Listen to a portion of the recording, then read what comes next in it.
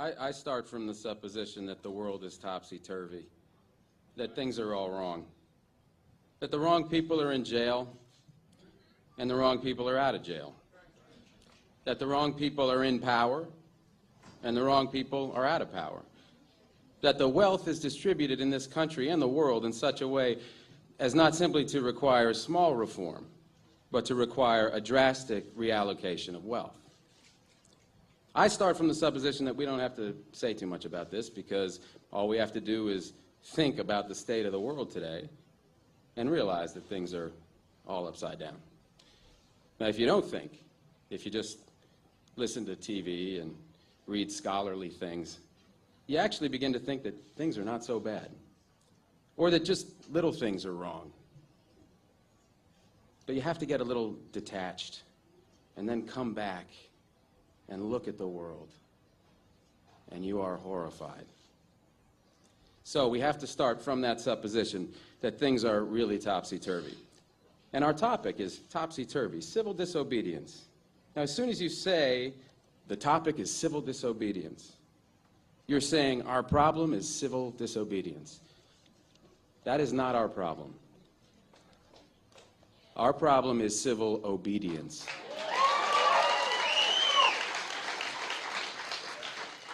Our problem is the numbers of people all over the world who have obeyed the dictates of the leaders of their government and have gone to war. And millions have been killed because of this obedience. We recognize this for Nazi Germany. We know that the problem there was obedience, that the people obeyed Hitler. People obeyed. That was wrong. They should have challenged, and they should have resisted. And if we were only there, we would have showed them. Even in Stalin's Russia, we can understand that. People are obedient. All these herd-like people. Remember those bad old days when people were exploited by feudalism? Everything was terrible in the Middle Ages.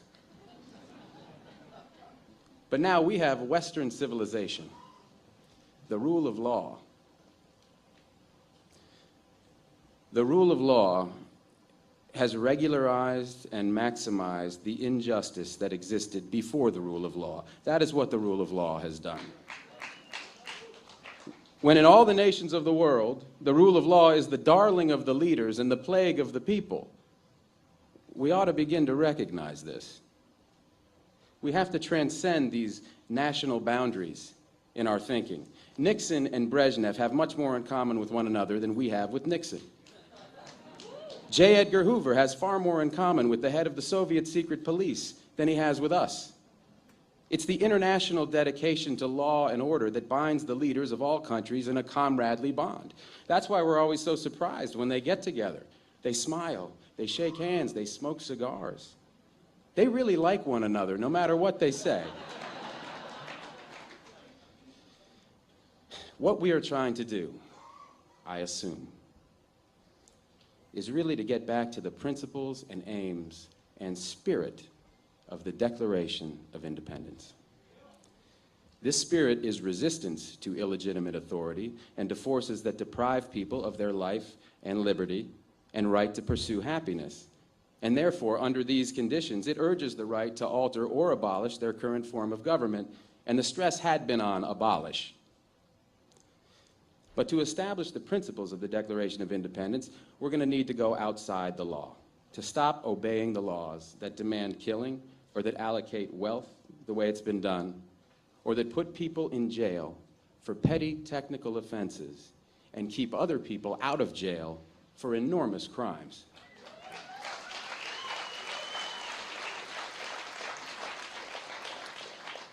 My hope is that this kind of spirit will take place not just in this country, but in other countries, because they all need it.